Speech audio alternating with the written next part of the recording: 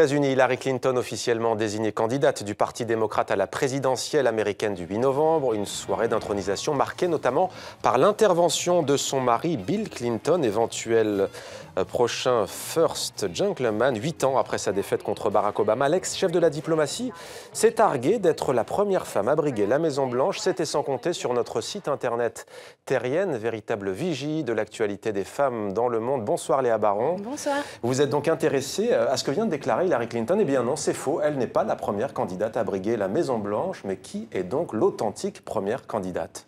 Alors la vraie pionnière, elle s'appelle Victoria Woodhull et c'était donc la première femme candidate à la présidentielle américaine et c'était il y a 144 ans pour la présidentielle de 1872.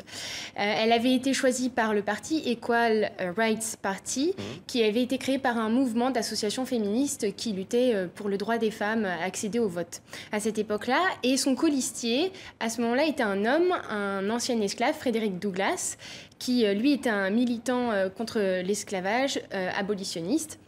Mais ce duo a créé un fort scandale à cette époque-là, mais c'était plus une candidature finalement symbolique de Victoria Woodhull parce qu'elle a rencontré divers obstacles. D'une part, elle était une femme et à cette époque-là, les femmes ne pouvaient pas encore voter, elles n'auraient même pas pu voter pour elles-mêmes, c'est arrivé qu'en 1920 dans tous les États-Unis.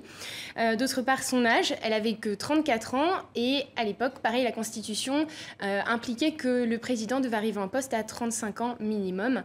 Et enfin, autre difficulté, le jour du vote, du scrutin, elle a été arrêtée pour publication obscène.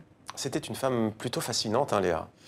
Fascinante parce qu'elle a un parcours incroyable. Elle est issue d'une famille de 10 enfants. Elle a parcouru les routes des États-Unis en tant que médium, diseuse de bonne aventure.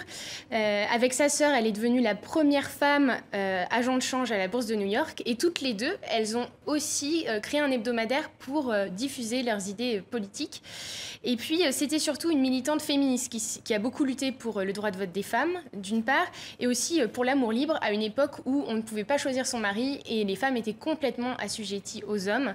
Donc en réalité, oui, une femme fascinante, mais dont l'histoire, et nous aussi d'ailleurs, nous avons oublié son nom, ainsi que le nombre de votes qu'elle a eu à cette élection, qui reste encore aujourd'hui un mystère. Merci beaucoup Léa d'avoir établi cette vérité historique.